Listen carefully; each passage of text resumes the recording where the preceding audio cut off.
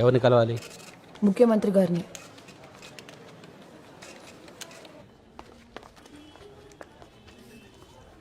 Bags స్కానర్లో పెట్టండి.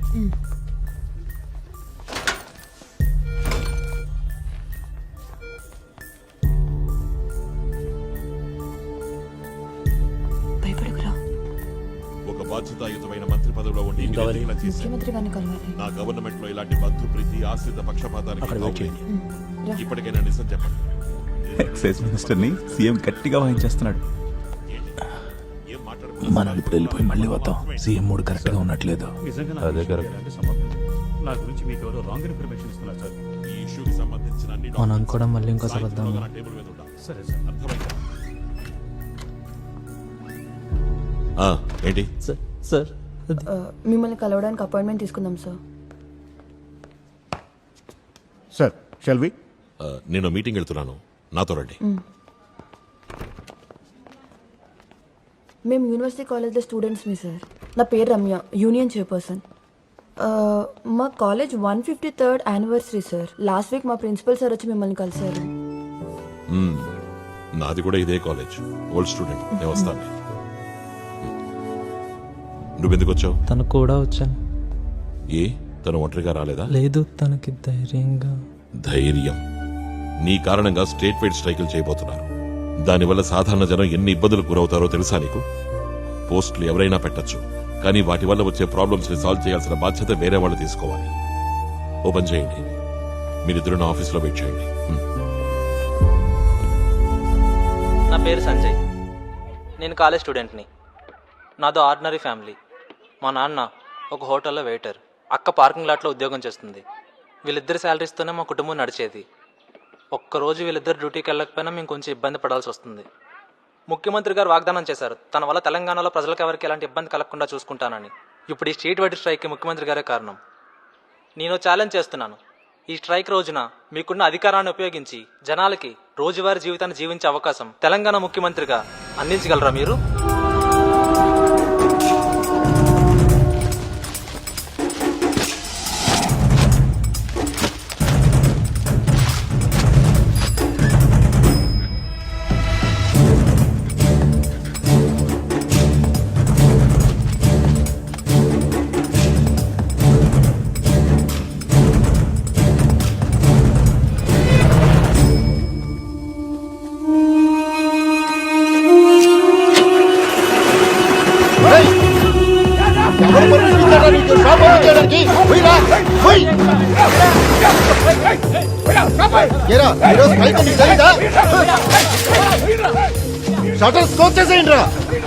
నేను ముందే చెప్పాను కదా స్ట్రైక్ రోజున అమ్మాయిని స్కూల్కి తీసుకెళ్ళొద్దని. ఇప్పుడు చూడండి మేడం. స్ట్రైక్ రోజు ఎందుకు నడుపుతున్నారా? ప్లీజ్ అన్న, ప్లీజ్ సైకిల్ చెప్తే స్కూల్ కావాలా నీకు?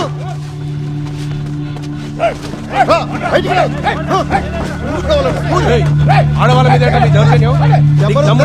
చూపించుకో. వెళ్ళండమ్మా.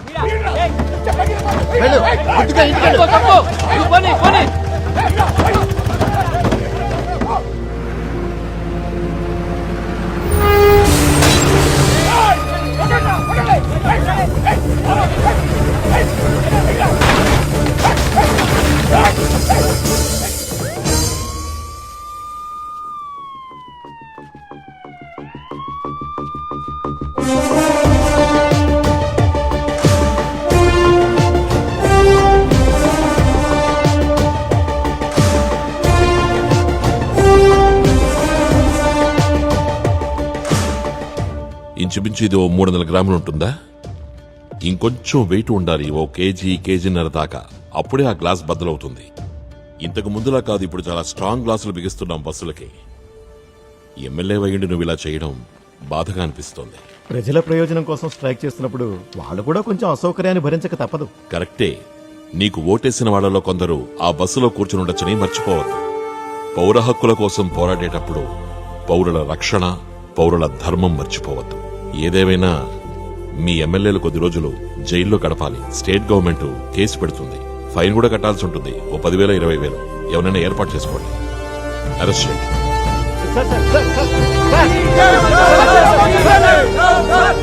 స్టేట్ వైడ్ స్ట్రైక్ ని అడ్డుకోవడానికి మీరు ఎన్నుకున్న ఈ మార్గం చీప్ హీరోయిజం అనిపించట్లేదా సార్? సామాన్య ప్రజానికం కోసం నేను ఈ పని చేశాను. ఇందులో చీప్గా ఫీల్ అవ్వడానికి ఏమీ లేదు. మీరు కూడా దాన్ని ఆ యాంగిల్లో చూడండి. సార్ మీరు ఇలా రోడ్డు మీదకి వచ్చి స్ట్రైక్ ఆపడానికి మోటివేషన్ ఏంటి? నా జాబ్ నేను చేయడానికి మోటివేషన్ ఎందుకు?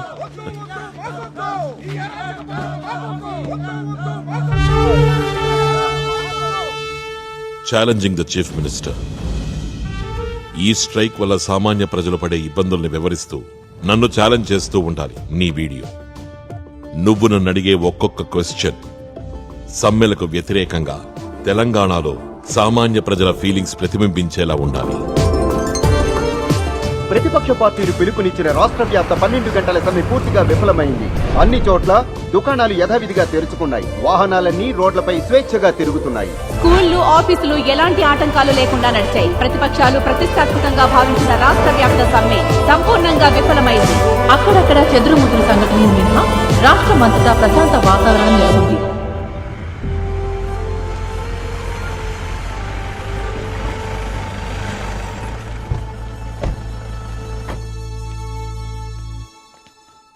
హాయ్ మాము. ఎలా ఉన్నావు? ఎవరి బంగారు కొండ? ఎప్పుడొచ్చు? రాగానే నీకు ఫోన్ చేయమని చెప్పాను. ఆ. వింటేగా నీకు సర్ప్రైజ్ ఇవ్వాలని చెప్పి ఎదురు చూస్తూ కూర్చున్నా. ఏది మామయ్య బుద్ధి ఊరా? అప్పటికప్పుడు అనుకున్నా నీ దగ్గరికి రావాలని. సతీష్ ఎక్కడా? సతీష్ మమ్మల్ని డ్రాప్ చేసి వెళ్ళాడు. రేపు వస్తాడు. ఫోన్ చేశారా? ఇంకా లేదు, నీతో కలిసి చేద్దామని వెయిట్ చేస్తున్నా. నీకు ఇష్టమైన కూరలుండాను. సతీష్కి కెనడాలో జాబ్ వచ్చింది. వచ్చే నెల వెళ్ళాలని ప్లాన్. నాకు కూడా ఒక చిన్న ప్లేస్మెంట్ వచ్చింది. ఈ విషయం నాకెందుకు చెప్పలేదు? నేను చెప్పాను, నువ్వే మర్చిపోయావు. 28న నాన్న సంవత్సరికం కదా, అదే రోజున మేము బయలుదేరుతున్నాం.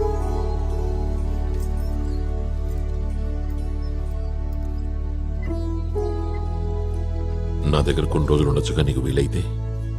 లేదని రేపు ఉదయమే వెళ్ళాలి. కొన్ని పనులు బ్యాలెన్స్ ఉండిపోయాయి. సతీష్ కూడా బిజీగా ఉన్నాడు.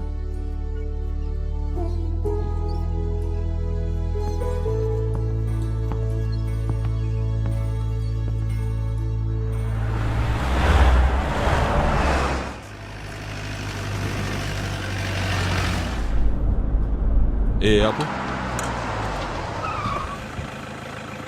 అక్కడి నుంచి నా కురాన్ని పిలు. సంజయ్. Okay sir. సంజయ్, ఎక్కడికి రా? ఇంటికి సార్. కొంపలు మునిగే పనులేం లేవుగా? లేదు సార్. అయితే పండి ఎక్కడా?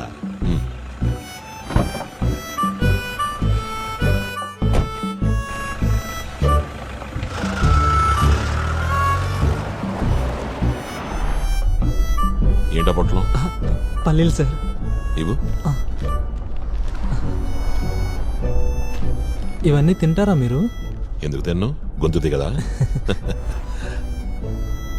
నేను పల్లీలు కొనుక్కుని తినేటప్పుడు వీటి ఖరీదు 10 పైసలు. 10 పైసలు కాయిన్ చూసావా?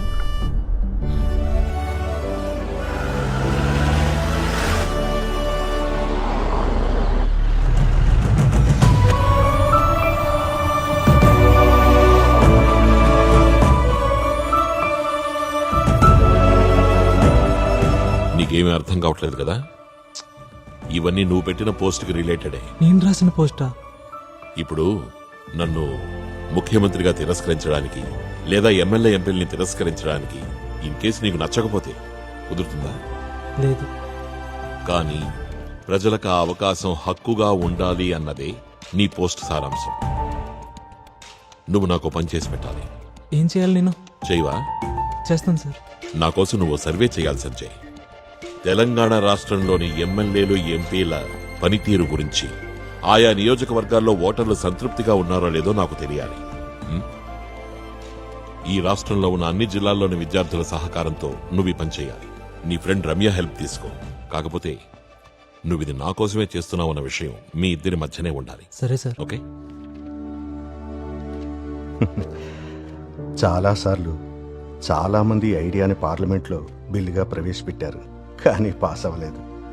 పాస్ అయ్యేది కనుక ఇంప్లిమెంట్ అయితే వాళ్ళకే డేంజర్. అది అసలు కారణం. You read this. These are some of the very good writings on the subject.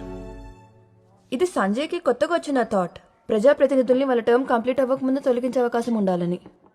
Sudden గా ఏంటి నీకు ఈ టాపిక్ మీద ఇంట్రెస్ట్? నాకు రాయడం అంటే ఇష్టం, అందుకే ఈసారి కొంచెం ఇంట్రెస్టింగ్ ఉండే టాపిక్ని చూస్ చేసుకుందాం అనుకున్నాను sir. Correct choice. It's a very live topic, you know. Good selection. Thank you sir. But ఈ ఆలోచన సంజయ్ కంటే ముందే తెలంగాణలో ఇంకో అతనికి వచ్చింది. ఎవరికి వచ్చింది తాతయ్య? ఇది 1987ది మీ కాలేజ్ మ్యాగజైన్. ఆయన ఎవరో తెలుసా?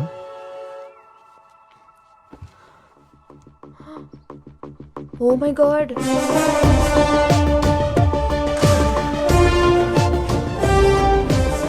My most famous friends Chandram and Bobby ఇద్దరు కాలేజీలో స్టార్స్. ఆ బాబీయే ఇప్పుడు పార్టీ అధ్యక్షుడు.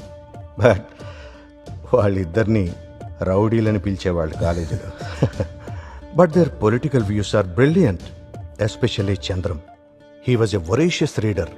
ఒకరోజు కాలేజీలో పెద్ద గొడవ జరిగింది. ఆ గొడవ పొలిటికల్లీ రిలేటెడ్.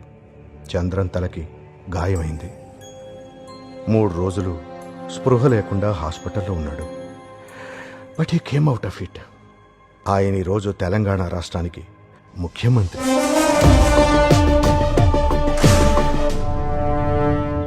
సార్ వీళ్ళందరూ మీరు వెళ్ళి పబ్లిక్ వర్క్ సెక్రటరీని కలవండి, నేను మాట్లాడతాను. ఇనాగ్రేషన్కి మీరు రావాలి సార్. ముందు పని ఫినిష్ అవ్వాలి కదా, అప్పుడు చూద్దాం. Morning sir. సార్ ఒక urgent matter sir.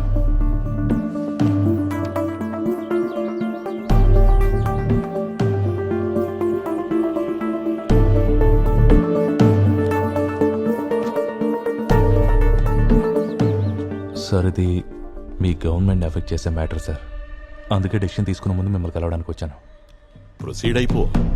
Are you sure? Alex నీలో కొంచెం కాన్ఫిడెన్స్ తగ్గినట్టుంది. 3 suspension sir. మీకు తెలుసు కదా, విజిలెన్స్ డైరెక్టర్ పదవి అంటే హీరోయిజం చూపించాలన్న ఆలోచన. ఇప్పుడైతే నాకు అసలు లేదు సార్. భయం వేస్తుంది సార్. ఏమైనా చేయాలంటే చెక్ చేసుకోవాలి ఎవరెవరు ఇన్వాల్వ్ అయ్యారో అని. ఎవరెవరు ఇన్వాల్వ్ అయ్యారో చెక్ చేసుకోవాలి అని రాస్తుందా మీ రూల్ బుక్ లో? అలెక్స్ నీకు ఇంకా ఎంత సర్వీస్ ఉంది? 2 సంవత్సరాల 8 నెలలు సార్. నాకు ఈ స్థానంలో ఎన్నాళ్ళుంటానో తెలియదు, కానీ నీ సర్వీస్ అయ్యి నువ్వు రిటైర్ అయ్యే వరకు నీ స్థానంలోనే ఉంటావు, అవునా? Thank you sir. Tax receipts agreements ముందే పంపించేశాను. వాళ్ళు దీన్ని అనవసరంగా లేనిపోని చెప్పి ఇష్యూ క్రియేట్ చేస్తున్నారు. నేను చెప్పే జాగ్రత్తగా విను. ఈరోజే ఈ ఇష్యూ సెటిల్ అయిపోవాలి. ఏం లేదండి, 6 చిన్న ప్రాబ్లం. మ్యాక్సిమం 2 రోజులు, ఈలోగా క్లియర్ అవుద్ది. హలో, మినిస్టర్ గారు మీటింగ్లో ఉన్నారు. ఓ అరగంటకి ఫోన్ చేయండి. ఓకే.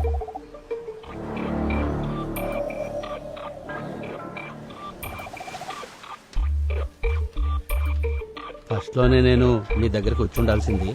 8 నెలల నుంచి ఆఫీసుల చుట్టూ రౌండ్స్ వేస్తున్నాను. చూడు, మనం ఫాలో అవుతున్న ఈ బ్యూరోక్రసీ సిస్టంలో లెక్కలేనన్ని లూప్ హోల్స్ ఉన్నాయి కదూ.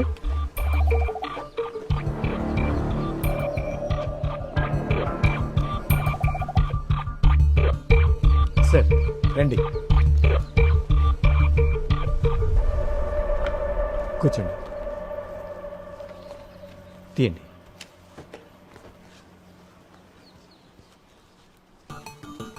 $25 ఉన్నాయిగా? ఉన్నాయి సార్. రాజగోపాల్, నువ్వు టెన్షన్ పడాల్సిందేం లేదు, సరేనా? ఈ డబ్బులు సార్. ఏంటి ఏంట్రా ఇది? అరెస్ట్ చేయాలి సార్. సహకరించండి ప్లీజ్.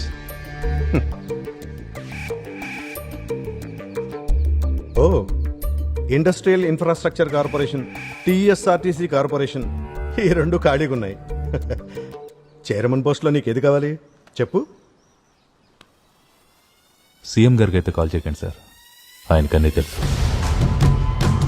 రెవెన్యూ మంత్రి ఎంజే సత్యనారాయణ అరెస్ట్. వైజాగ్ లోని గవర్నమెంట్ గెస్ట్ హౌస్ లో మంత్రిని విజిలెన్స్ అధికారులు అరెస్టు చేశారు. వరంగల్ కి చెందిన ఒక వ్యక్తి దగ్గర నుంచి లంచం తీసుకుంటూ రెవెన్యూ మినిస్టర్ రెడ్ హ్యాండెడ్ గా పట్టుబడ్డారు. విజిలెన్స్ డైరెక్టర్ స్వయంగా ఈ ఆపరేషన్ లో పాల్పంచుకున్నారు. ఈ అరెస్ట్ తో ఎంజే సత్యనారాయణ తన మంత్రి పదవి నుంచి 25 లక్షల రూపాయలు లంచం తీసుకుంటూ రెవెన్యూ మినిస్టర్ సత్యనారాయణ అడ్డంగా దొరికిపోయారు. మినిస్టర్ పర్సనల్ సెక్రటరీ మనోజ్ రవీంద్రను కూడా అధికారులు అరెస్టు చేశారు. విజిలెన్స్ డైరెక్టర్ అలెక్స్ నేతృత్వంలో ఈ అరెస్టులు కొనసాగాయి. సత్యనారాయణ మంత్రి స్థానాన్ని కోల్పోవటం ఖాయమైనప్పటికీ ఎమ్మెల్యేగా ఆయన రాజీనామా చేసే అవకాశం లేదని పలువురు విశ్లేషిస్తున్నారు.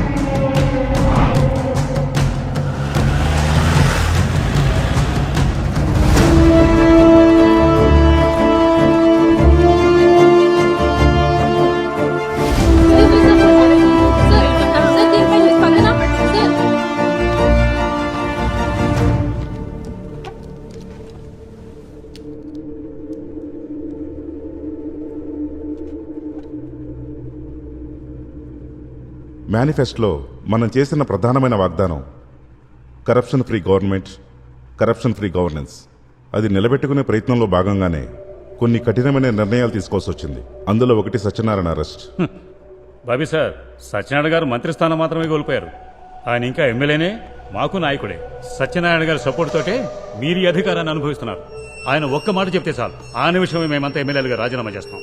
తర్వాత ఒక్క ఎమ్మెల్యే సపోర్ట్ మీద ఆధారపడుతుంది మీ గవర్నమెంట్. చెప్పడానికి బాధగా ఉన్నా ఇది మాకు వెన్నుపోటుతో సమానం సీఎం గారు. ఇంతకంటే ఇంకేం చేయగలం గోపాలకృష్ణ? నువ్వే చెప్పు. ఆయన మీద రైడ్ చేయడానికి విజిలెన్స్ ఆఫీసర్స్ వస్తున్నారని ఫోన్ చేసి చెప్పాలా? ఏం మాట్లాడుతున్నాడు బాబు గారు? ఇలాంటి విషయాలు డీల్ చేయడానికి కొంచెం లోక జ్ఞానం, ఎక్స్పీరియన్స్ ఉండాలి. అది వదిలేసి ఏంటది ఓవర్ నైట్ సక్సెస్ అయిపోయి కీ పొజిషన్ లోకి వచ్చేస్తే ఇదిగో ఇలాంటివే జరుగుతాయి. సీఎం గారు, మనం ఇక్కడ నీతి న్యాయం అనుకుంటూ ముందుకు పోలేం. మన ప్రధాన లక్ష్యం అధికారాన్ని నిలబెట్టుకోవడం. ఇప్పుడున్న ఈ సంకీర్ణ ప్రభుత్వంలో ఒక చిన్న నిర్ణయం కూడా మనల్ని ప్రతిపక్షంలోకి నెట్టేయచ్చు. మనం ప్రతిపక్ష పొజిషన్లో నుండే కదా రామచంద్ర అధికారంలోకి వచ్చింది. మన గవర్నమెంట్ అధికారంలో ఉండాలి, నువ్వు గవర్నమెంట్ లో ఉండాలి. నీ ఉద్దేశం అదేగా? బాబీ సార్, ఒక మాట అనే ముందు కొంచెం ఆలోచించండి. ఒక సీనియర్ నాయకుడికి మీరిచ్చే మర్యాద గౌరవం ఇదేనా? ఎటు అవకాశం ఉంటే అటు మారటమే సీనియారిటీ అనుకుంటే నాకు ఈయన మీద మాటల్లో చెప్పలేనంత గౌరవం ఉంది. అర్థమైందనుకుంటా? బాబీ గారు, మీరు కొంచెం పద్ధతిగా మాట్లాడితే బాగుంటుంది. ఏం పద్ధతి గురించి మీరు మాట్లాడుతున్నారు? మీరు పార్టీ చెప్పినట్టు నడుచుకోవాలి, అది పద్ధతి. ఏంటి? ఆపండి, ఆపండి.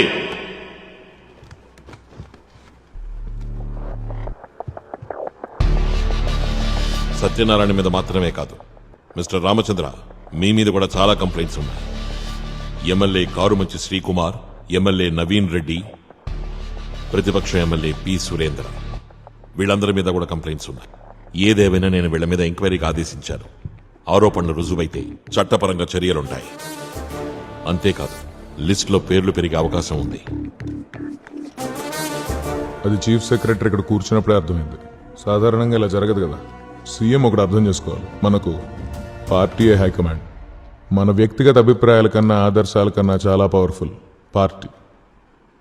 మన పార్టీలో ఎంతమంది సభ్యులున్నారు? ఏంటి? మన పార్టీలో ఎంతమందికి సభ్యత్వం ఉంది?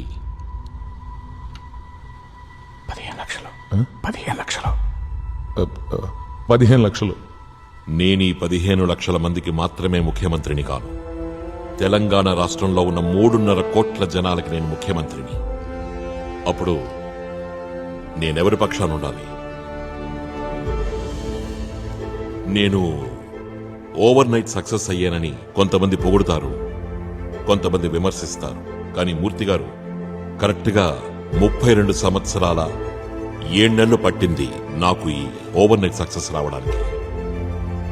మన రాష్ట్ర ప్రభుత్వానికి గానీ పార్టీకి గానీ కళంకం తెచ్చే వ్యక్తుల ఆటల్ని నేను ముఖ్యమంత్రిగా ఎలాంటి పరిస్థితుల్లోనూ అనుమతించను. ఇది ఫైనల్. సీఎం, అందరం ఇప్పుడు ఇక్కడే ఉన్నాం. నీకు ధైర్యం ఉంటే ఫైల్ మీద ఇప్పుడే సైన్ చేయి. ధైర్యం ఉందా నీకు?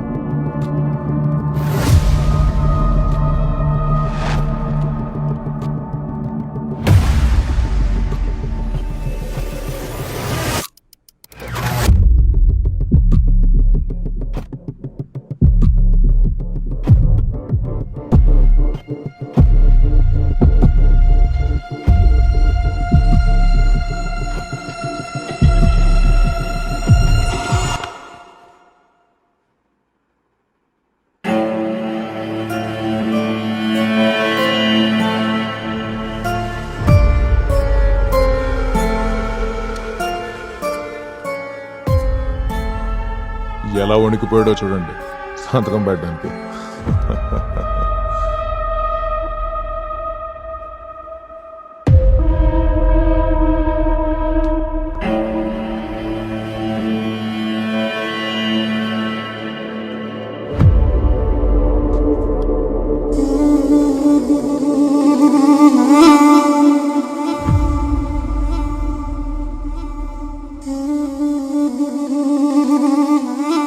ఏంటి సార్? నా ఆఫీస్ సార్ అది థర్డ్ ఫ్లోర్ కదా?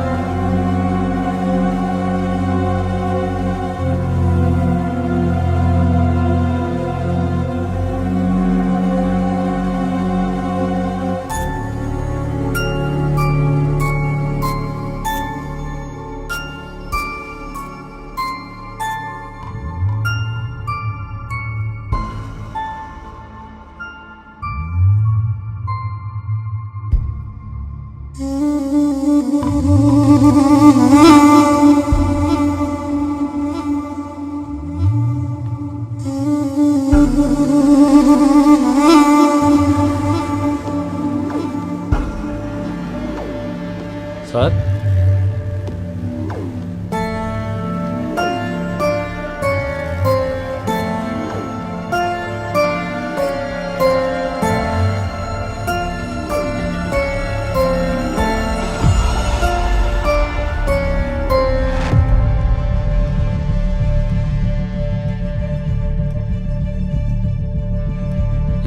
సార్ ఈ ఫైల్స్ని ఫార్వర్డ్ చేయమంటారా?